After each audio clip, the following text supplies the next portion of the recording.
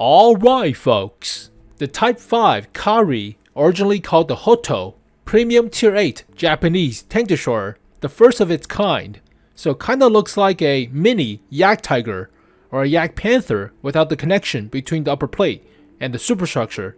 So large caliber gun, 127 for a medium tank-esque of a chassis, which is not bad, looks pretty decent, not as horrible as the actual 𝘎𝘍𝘍s at tier 10 or tier 9, but the only way of getting this vehicle is to play Russian roulette with your wallet and buy emerald boxes and try your luck. So either no confidence in a crew trainer before the actual line, or heavy confidence in that people will buy a lot of boxes to get this vehicle.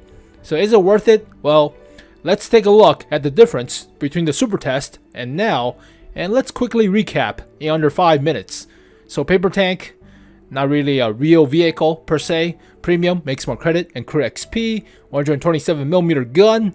It is nerf in DPM, and they changed the gold shell. So no longer a higher alpha, lower pin gold shell compared to the original on the super test. Crew of 6 fits all the Japanese tank destroyers. And the gun is alright. I mean, they nerf the penetration and nerf the DPM, but buff the aim time. So otherwise, it's still a decent 127. It is still relatively okay for the pin, and the DPM is alright. I mean, with a rammer, that's like 2,700 or so, so still workable, but it's no Ferdinand, it's no Yak Panther 2. So DPM is about 1 shell less, or about 400 alpha less. Yeah, not as good as 2,600 on the Yak Panther 2s, the Ferdinands. It's about the same as the Yak Tiger prototype. Alright. It's close to the 𝘎𝘢𝘬𝘭𝘪 or the Scorpion, but it has the best aim time out of all of them, and 7 degrees of gun depression is still pretty good. It still has workable gun traverse arcs compared to the Yak Panther 2, but not as good as the Ferdinand. So it's okay. It's about the same. It is the same as the 𝑊𝑍-111 1FT, the Chinese tank destroyer, with a 130. So overall, the gun is alright. Now, there is a big difference between the gold shell of super test and gold shell of now. So they did not nerf the actual penetration for better alpha. It's just the same alpha with better pin now. So there is a big change compared to the original gold shell. So originally it has better alpha at the cost of penetration.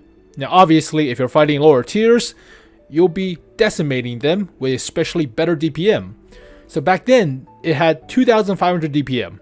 So not as good aim time compared to now, but better penetration at 265 compared to 252.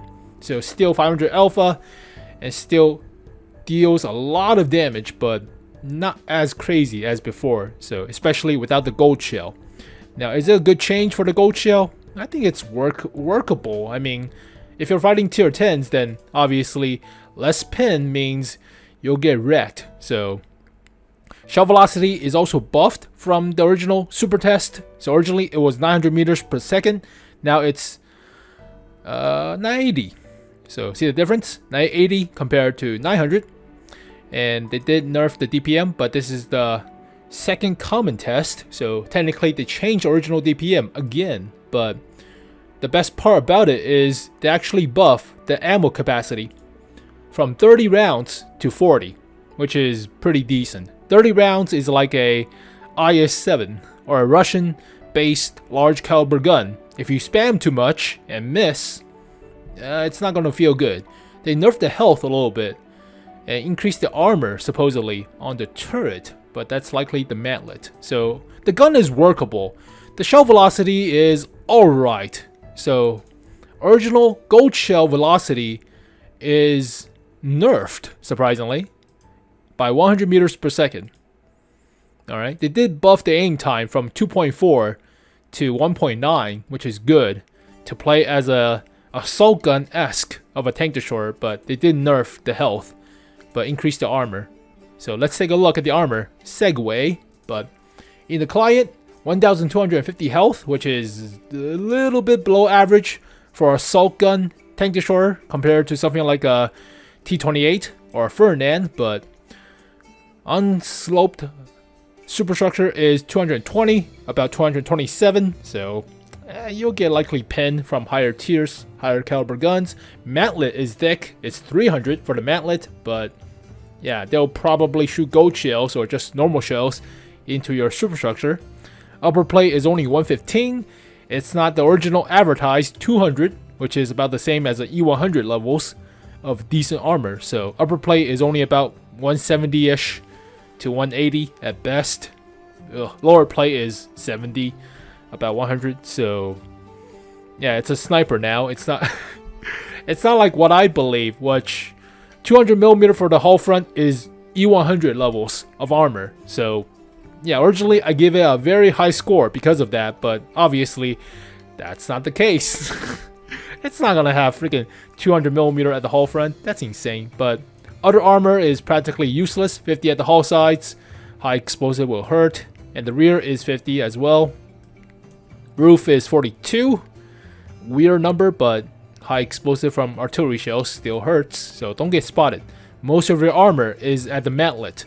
And there are still crevices of 30mm. So between like this little ridge, triangle shaped area, that's only 30. And that's a bunch of space armor for the gun and other stuff. But yeah, okay. I mean, don't rely on the armor. It's not really an assault gun tank destroyer like they advertise. It's versatile, so play it situationally, like as with the 𝘎𝘍𝘍. 𝘎𝘍𝘍 superstructure is about the same, so just hide behind some corner and dump shells if you can, and run away. Don't expose your upper plate. Upper plate is trash. And mobility did not get changed. 16.66 horsepower per ton ratio, 40 km/h top speed. It's alright. It's not the most mobile, but it is a lot faster than a 𝘎𝘍𝘍. That's for sure. It's no change from the super test. And terrain resistance is kind of crap for soft. So don't go through mud and other garbage. Let's see. 𝘎𝘍𝘍. Is it just as bad as the 𝘎𝘍𝘍? Well, it is better in medium terrains, but not as good for hard or even for soft. It does have better horsepower per ton ratio, so you could get 𝘬𝘓𝑠 for this vehicle. Or yeah, 𝘬𝘓𝑠 will help a lot with the terrain resistance to make use of the 16.66 horsepower per ton ratio.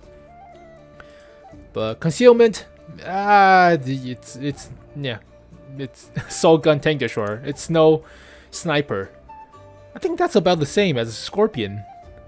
View range 380. Is that the same as Scorpion in terms of camo?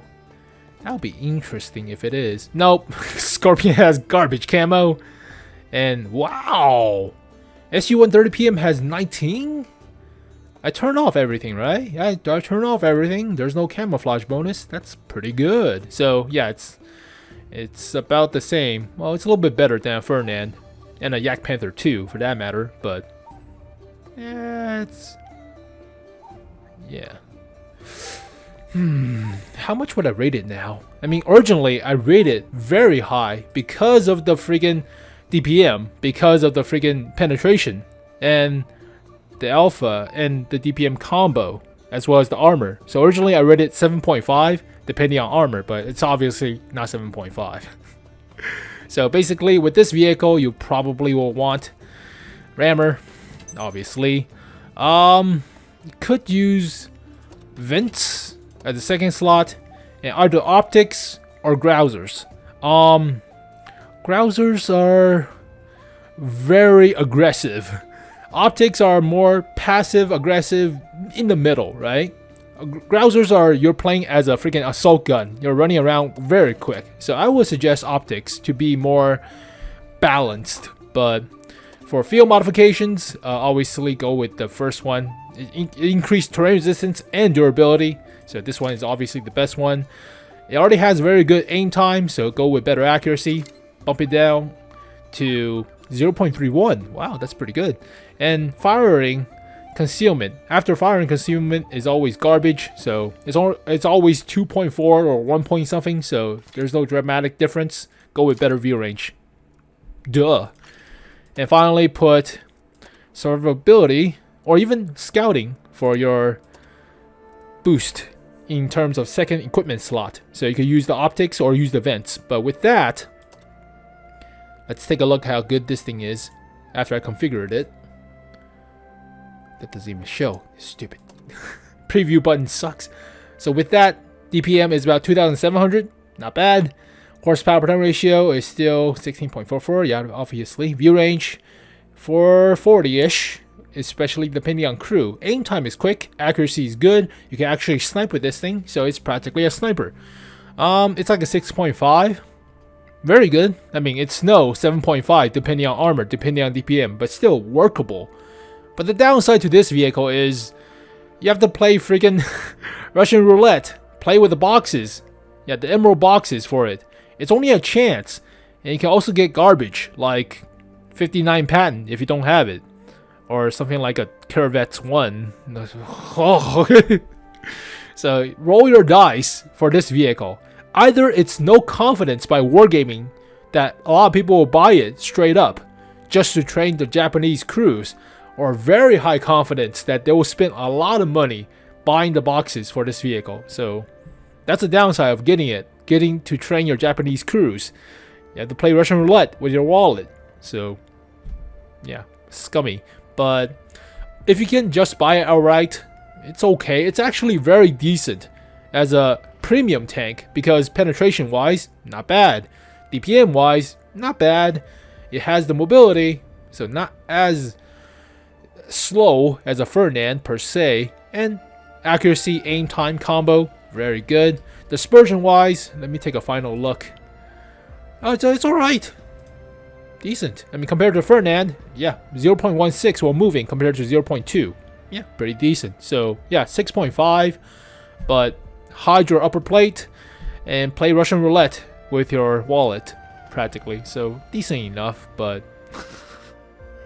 freaking scummy, wargaming, and greedy bastards.